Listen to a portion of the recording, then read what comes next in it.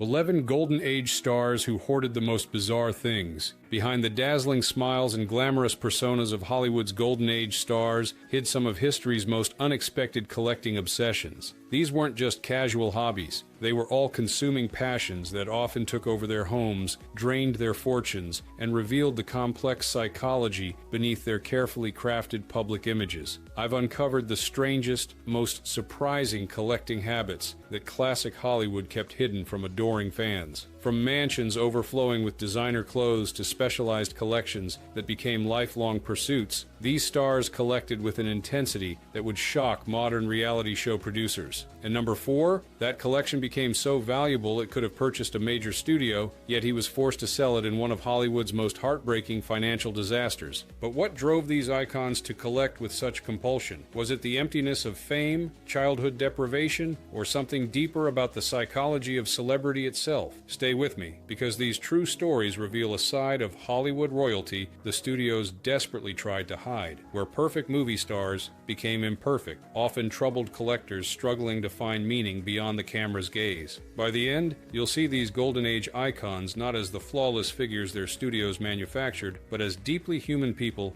whose private obsessions often reflected their deepest insecurities and unfulfilled desires. Number 1. Vincent Price, the horror king's secret art empire. I sometimes feel that I've given my life to the public. My art collection was something that was mine alone. Vincent Price terrified audiences in horror classics like House of Wax and The Fly, but his most passionate pursuit happened far from movie sets. Over his lifetime, Price amassed more than 9,000 pieces of fine art valued in the millions, at a time when Hollywood considered art collecting pretentious and elitist. Price's collection stood out for its radical diversity. While established collectors focused exclusively on European masters, Price deliberately sought Native American pieces, pre-Columbian artifacts, and works by then unknown artists like Jackson Pollock, pieces the art world dismissed as primitive or worthless. This wasn't just collecting, it was cultural rebellion. His obsession began with a single painting purchased as a struggling young actor for $37.50, requiring monthly $5 payments that strained his meager budget. That modest start ignited a lifelong passion that sometimes overtook his acting career. Price occasionally accepted horror roles he disliked solely to fund his growing collection. The most extraordinary chapter in Price's collecting story came in 1962 when he partnered with Sears Roebuck to sell affordable fine art to everyday Americans. In an era when art galleries were intimidating spaces for the wealthy elite, Price personally selected original works to be sold in Sears stores nationwide for under $200. The Vincent Price collection at Sears moved over 50,000 pieces of original art into middle-class homes over a decade. "I've been forced to play monsters to finance beauty," Price once confided to a reporter. "The studios think I only understand horror, but my collection is where I've expressed what I truly value." As Price aged, his home gradually transformed into something between a museum and storage facility. Visitors reported navigating narrow paths between stacks of paintings and sculptures. His second wife claimed she left partly because "I was competing with 9,000 works of art for his attention and losing." In his final years, Price donated much of his collection to East Los Angeles College rather than prestigious museums, insisting the works be used for teaching and be accessible to students, not locked in storage or restricted to elite visitors. For Price, collecting wasn't about ownership, but sharing beauty with those typically excluded from fine art appreciation. When asked why he chose horror films over more prestigious roles, Price simply said, "Monster movies built my collection, and my collection will outlive every monster I've ever played." He was right. His art legacy endures long after his films faded from theaters. Number 2. Debbie Reynolds, the woman who tried to save Hollywood's memory. I think these costumes and props are as much a part of Hollywood history as the stars who wore them. MGM had a 3-week auction, and that's where they dumped our history. When MGM cleared its legendary costume warehouses in 1970, Debbie Reynolds was the only major star who showed up to the auction. What began as curiosity became a 4-decade obsession that would eventually lead to financial ruin. While studios thoughtlessly discarded Hollywood history, Reynolds recognized the cultural importance of these artifacts. Using her own money, she purchased thousands of items that would otherwise have been destroyed. Marilyn Monroe's white dress from The 7-Year Itch, Dorothy's ruby slippers from The Wizard of Oz, Charlie Chaplin's bowler hat, and over 3,500 other iconic costumes. They literally threw away our heritage Reynolds later recalled. "I couldn't stand by and watch it happen. What the public didn't see was how this mission gradually consumed her life and finances. Her collection eventually grew so large it required multiple warehouses costing over $100,000 annually to maintain. Insurance and conservation expenses drained her savings. By the early 2000s, Reynolds was spending more on preserving her collection than on her own living expenses. Her homes became extension storage facilities. Visitors described walking through hallways lined with mannequins wearing priceless costumes. Her daughter Carrie Fisher recalled growing up, sharing a house with Marilyn Monroe's dresses and Judy Garland's ruby slippers. Mom cared for these things like they were her other children. Reynolds' dream was to create a Hollywood costume museum. She attempted this 3 times.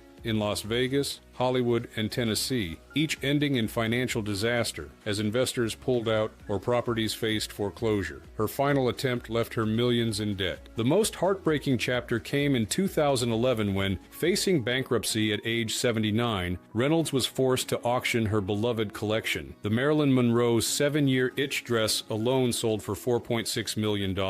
After the auction, witnesses reported Reynolds sitting alone on an empty warehouse floor, surrounded by empty display cases. "These weren't just costumes to me," she said in her final interview about the collection. "They were pieces of my friends, my industry, my life." What began as a noble effort to preserve Hollywood history became a cautionary tale about collecting turned obsession. Reynolds spent over 40 years and millions of dollars saving cinema's material heritage, only to lose everything in the process. A collecting tragedy worthy of its own Hollywood drama. Number 3. Marion Davies. The closets Hollywood couldn't believe. "I would rather have a new dress than a new role. At least with the dress, I know it will fit." Marion Davies is remembered primarily as newspaper tycoon William Randolph Hearst's mistress and the inspiration for Citizen Kane's talentless Susan Alexander. This characterization hides both her genuine comedic talent and a remarkable clothing collection that, according to estate records, included over 1,500 dresses and 700 pairs of shoes, still bearing original tags and never worn. Davies employed a full-time staff member whose sole job was managing her future wardrobe, clothing purchased but never worn. According to household staff who were interviewed after her death, her Beverly Hills mansion contained multiple rooms converted into specialized closets, organized by designer, color, and occasion. What makes Davies' collecting particularly fascinating is how it related to her relationship with Hearst. Though he lavished millions on her, funding films and building her a career, Davies experienced profound insecurity as the mistress rather than legitimate wife. Her accumulation of unworn clothes may have represented possibilities and identities never realized. According to Patricia Lake, long rumored to be Davies' daughter with Hearst, the collection included numerous white gowns from top designers, all unworn, all carefully preserved. Davies, who could never marry Hearst due to his refusal to divorce his wife, appeared to have collected symbols of legitimacy that remained out of reach. Former household staff reportedly told biographers that Davies would sometimes enter her clothing rooms late at night, examining her collection while alone. While the more dramatic stories of her trying on wedding dresses and speaking to her reflection remain unverified, her collecting behavior is well documented in multiple credible accounts. Davies' friend, actress Constance Talmadge, told interviewers, "Marion bought clothes instead of a future. Each new dress was a promise to herself that someday she might wear it." As Davies aged and her film career ended, her collecting reportedly accelerated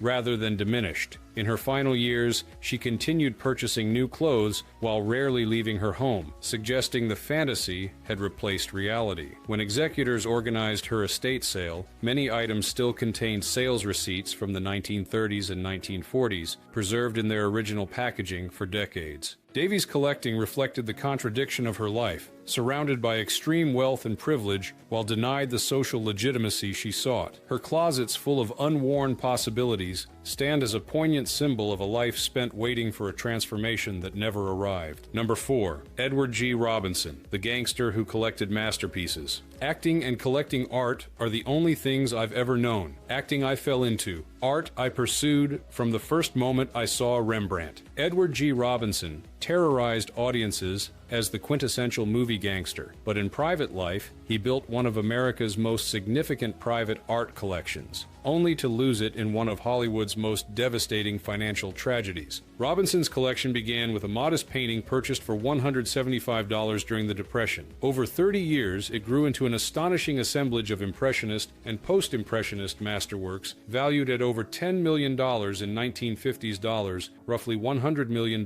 today. His Bel Air home contained works by Degas, Renoir, Matisse, Picasso, and one of America's finest collections of Gauguin. What made Robinson's collecting remarkable wasn't just its quality, but his scholarly approach. Unlike other wealthy collectors who relied on advisors, Robinson studied art history obsessively. He could discuss brush techniques, color theory, and historical context with museum curators. The tough guy actor was, ironically, one of the most intellectually sophisticated collectors in America. His home became an unofficial museum, with Robinson personally giving tours to visitors, explaining each work's significance. He regularly loaned pieces to major museums and kept his collection accessible to art students. As he explained, "These paintings aren't possessions. They're my responsibility to share." The collecting wasn't without personal cost. Robinson's obsession contributed to his divorce from Gladys Lloyd, his wife of 29 years, who complained that he cared more about dead painters than living people. His son later revealed that Robinson would sometimes sit for hours, staring at new acquisitions, missing family dinners and events. The tragic culmination came in 1956, when Robinson's divorce settlement and tax problems forced him to sell virtually his entire collection. The sale, held at Sotheby's, became known as Black Monday in art circles. Museum directors who had admired Robinson's curatorial skill watched helplessly as masterpieces they couldn't afford were purchased by private collectors who promptly removed them from public view. Robinson attended the auction, sitting silently in the back as paintings he had lovingly collected were sold. Observers reported seeing him wipe away tears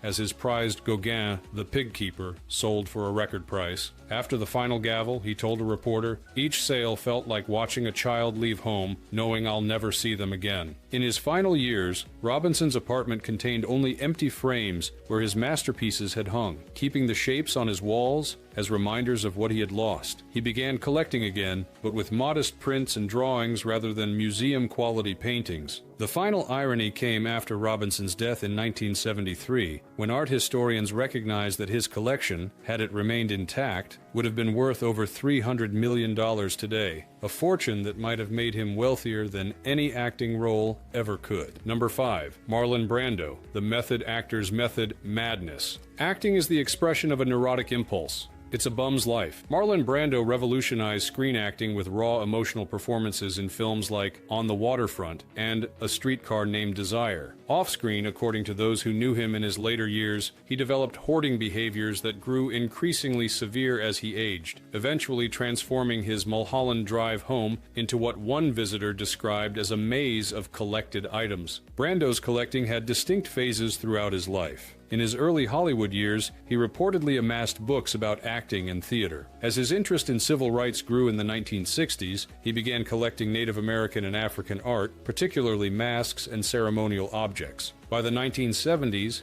according to friends and caretakers who spoke after his death, these focused interests evolved into more generalized accumulation. His Mulholland Drive home reportedly contained collections including electronic devices, unfinished scripts, and cultural artifacts from his travels to Tahiti and other locations. Jack Nicholson, who lived next door, later claimed in interviews that Brando would sometimes call him to help find items lost in the clutter. He once spent 3 days looking for his Oscar, Nicholson reportedly said, adding an anecdote about finding it in an unusual place. Given Nicholson's penchant for colorful storytelling, this particular detail should be taken with a grain of salt, though the general state of Brando's home has been corroborated by multiple sources. What makes Brando's reported hoarding particularly poignant is how it contrasted with his lifelong interest in Zen Buddhism and minimalism. He frequently spoke about detachment from material possessions while simultaneously accumulating them in abundance. This contradiction reflected the larger paradoxes in his life, a man who revolutionized naturalistic acting while increasingly living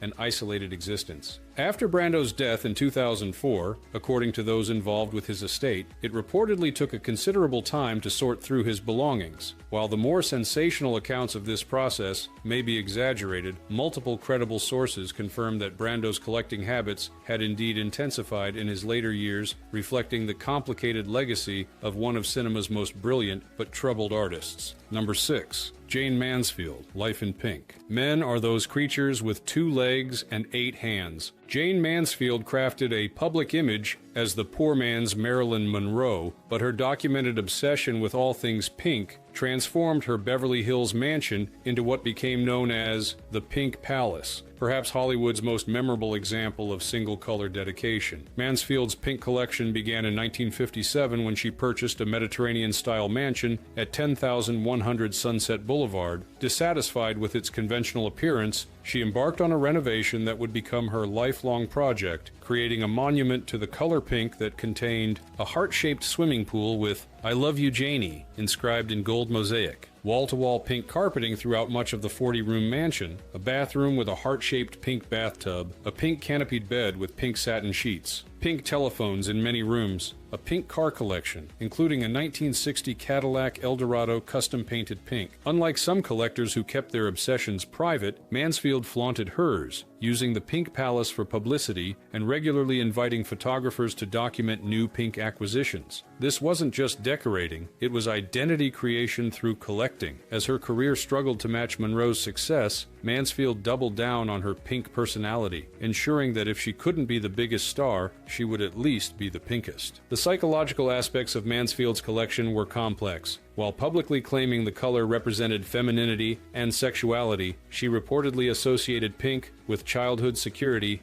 in private conversations. Having experienced instability growing up, her pink environment created a cohesive world where everything matched her vision. In her final years, as acting roles diminished, Mansfield's pink collecting reportedly accelerated. When she died in a car accident in 1967, her home contained numerous pink items cataloged in her personal inventory, creating a legacy that defined her as much as any of her films. After her death, subsequent owners of the Pink Palace tried to maintain it as she had designed it, but the upkeep proved challenging. The house was finally demolished in 2002, but not before various pink fixtures were salvaged by collectors, ironically becoming collectibles themselves, perpetuating Mansfield's pink legacy decades after her death. Number 7. Harold Lloyd, The Silent Star's 3D Obsession. A picture without a laugh isn't worth the celluloid it's printed on. Harold Lloyd created iconic comedy moments, hanging from clock faces and navigating skyscrapers, becoming silent cinema's highest-paid actor. But his most consuming passion remained largely unknown to his public, a massive collection of stereoscopic 3D photography that ranks among the most significant ever assembled. Lloyd's fascination with stereoscopic photography began in the 1920s at the height of his fame. What started as casual interest evolved into a lifelong obsession. By his death in 1971, Lloyd had amassed over 300,000 stereoscopic images, along with hundreds of vintage cameras and viewers. The collection contained various categories that reflected Lloyd's diverse interests, from historical events and landscapes to Hollywood behind-the-scenes shots he personally captured in 3D. Lloyd was also known to collect adult stereoscopic imagery, which was not uncommon among collectors of this medium, though the extent of this portion of his collection has been variously reported. After Lloyd's fame waned in the 1930s, his collecting accelerated. He converted several rooms of his 44-room mansion, Green Acres, into dark rooms and storage facilities. His family noted that he often spent significant time with his stereoscopic collection, meticulously cataloging and organizing images. Lloyd's technical contribution to stereoscopy was significant. He pioneered color 3D photography, developing special techniques for capturing stereoscopic images in Technicolor. He regularly photographed Hollywood events in 3D, creating an important historical archive that captured the depth and dimension of Hollywood's golden age. The most poignant aspect of Lloyd's collection emerged in his later years. As his contemporaries died and silent films faded from public memory, Lloyd retreated further into his stereoscopic world, where the past remained perfectly preserved in 3 dimensions. After Lloyd's death, museum curators discovered the astonishing scope of his collection. Today, photography historians consider Lloyd's technical innovations in stereoscopic photography as significant as his contributions to cinema, a second legacy that existed listed alongside his famous screen persona.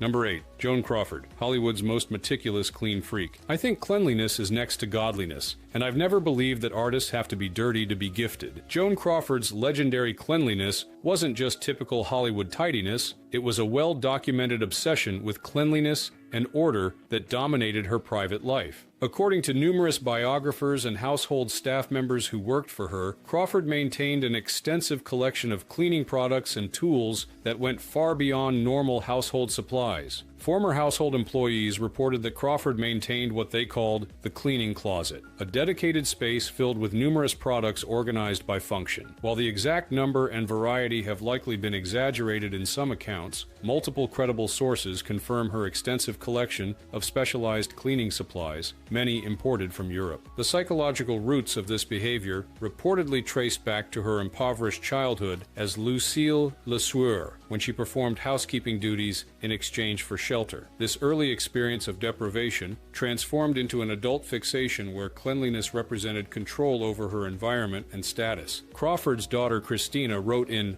Mommy Dearest that her mother would conduct white glove inspections of furniture surfaces, reacting strongly if she found dust. While some of Christina's accounts have been disputed by Crawford's other children, multiple independent sources have confirmed Crawford's exceptional standards of cleanliness. As Crawford's finances dwindled in her final years, according to those close to her, she maintained her cleaning regimen even while selling other possessions. This dedication to cleanliness represented Crawford's attempt to control her environment in response to childhood chaos, creating an immaculate space that reflected her desire for order in all aspects of her life. Number 9. Mickey Rooney. When America's favorite teen struggled to let go. I was a 14-year-old boy for 30 years. Mickey Rooney charmed audiences as the perpetual teenager Andy Hardy and became MGM's biggest star of the 1930s. But as his career waned and personal problems multiplied through 5 decades and 8 marriages, Rooney reportedly developed difficulties discarding items related to his past glory. Court documents from elder abuse lawsuits filed near the end of his life revealed a home filled with memorabilia from his long career. According to these legal filings, Rooney kept virtually every script from his 300-plus films, often with annotations and notes, along with magazines, clippings, and memorabilia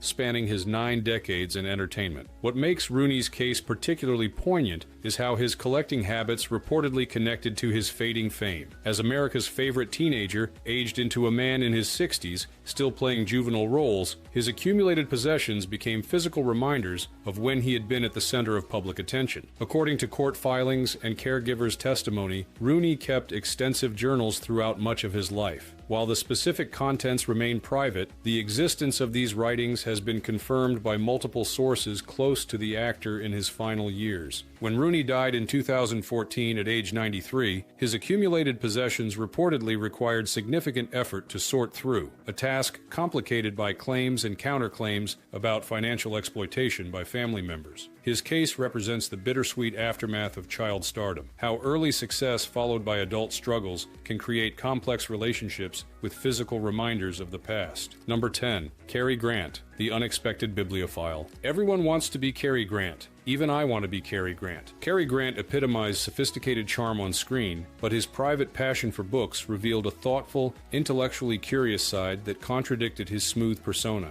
According to several biographers and his ex-wife Betsy Drake, Grant built an extensive library that reflected his self-education efforts. Born Archibald Leach into working-class poverty in Bristol, England, Grant had limited formal education. This background created a lifelong insecurity about his intellectual capabilities that he addressed through voracious reading and book collecting. According to Drake, Grant had particular interest in books containing marginalia and notes from previous readers. While the extent of this specific focus may have been embellished in some accounts, multiple sources confirm his preference for books that showed evidence of engagement by previous owners. Drake recalled that Grant was often more interested in how others had responded to books than in forming his own initial impressions. What made Grant's reading habits particularly noteworthy was his self-improvement focus. His library contained extensive works on psychology, philosophy, and spiritual traditions, reflecting his lifelong interest in understanding himself and others. His collection included works on hypnosis, which he used to overcome his own insecurities,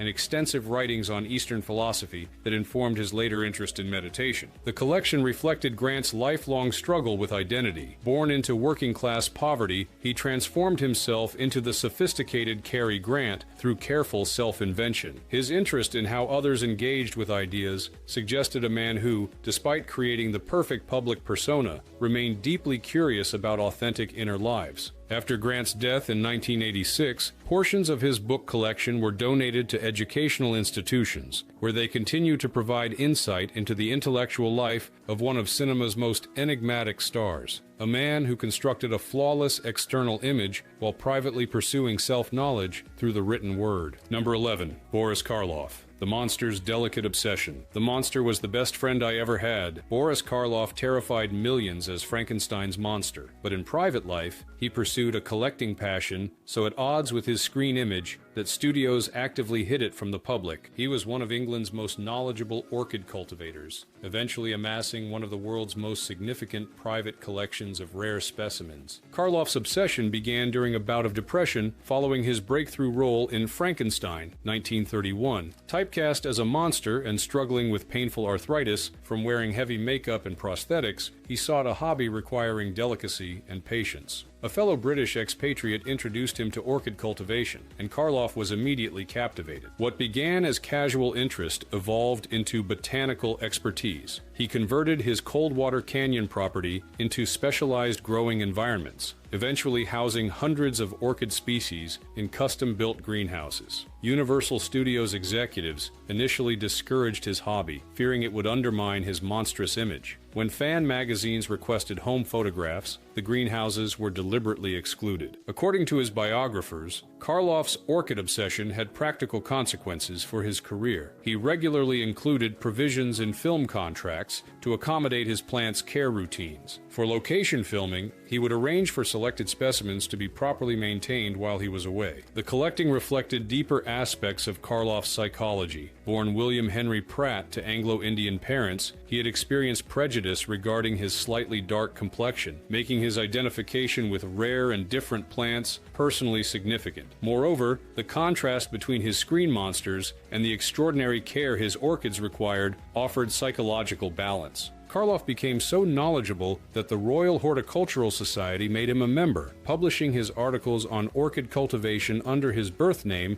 to avoid sensationalism. Several orchid varieties were named after him, recognizing his contributions to cultivation and preservation. During World War II, as bombing threatened Britain's botanical collections, Karloff reportedly arranged for rare specimens to be shipped to his California property for safekeeping. After the war, he helped rebuild damaged botanical collections by providing specimens from his own garden. As arthritis increasingly affected his mobility in later years, Karloff adapted special tools that allowed him to continue the delicate work of orchid cultivation. His dedication to these plants continued throughout his life, providing a gentle counterpoint to the monsters that made him famous. After Karloff's death in 1969, his orchid collection was divided among botanical institutions, ensuring that the monster who terrified millions left behind a living legacy of extraordinary beauty and scientific value. These remarkable collecting stories reveal something profound about fame and the private lives behind Hollywood's carefully constructed images. For some, like Vincent Price and Edward G. Robinson, collecting provided authentic self-expression in lives otherwise defined by studio demands. For others like Joan Crawford and Mickey Rooney, collecting became psychological responses to childhood deprivation or fading careers. What connects these diverse behaviors is how collecting served as both escape and control for people whose public lives were carefully managed by studios. In an industry built on illusion, these collections often represented something genuine and personal, sometimes the only aspect of their lives not shaped by publicity departments and image consultants. The next time you watch a classic film, remember the complex, sometimes troubled people behind those perfect images. Vincent Price, arranging indigenous art after filming horror scenes, Debbie Reynolds mortgaging her home to save Hollywood costumes, or Boris Karloff tenderly caring for orchids with the same hands that portrayed monsters. These weren't just eccentric celebrity hobbies, but windows into the authentic personalities behind the silver screen myths, reminding us that even the most glamorous stars searched for meaning and identity through the things they chose to surround themselves with, just like the rest of us. What unusual collection would you expect from your favorite classic Hollywood star? Let me know in the comments below. And if you enjoyed this exploration of Hollywood's hidden obsessions, please hit like, subscribe, and the notification bell to catch our next journey through cinema history.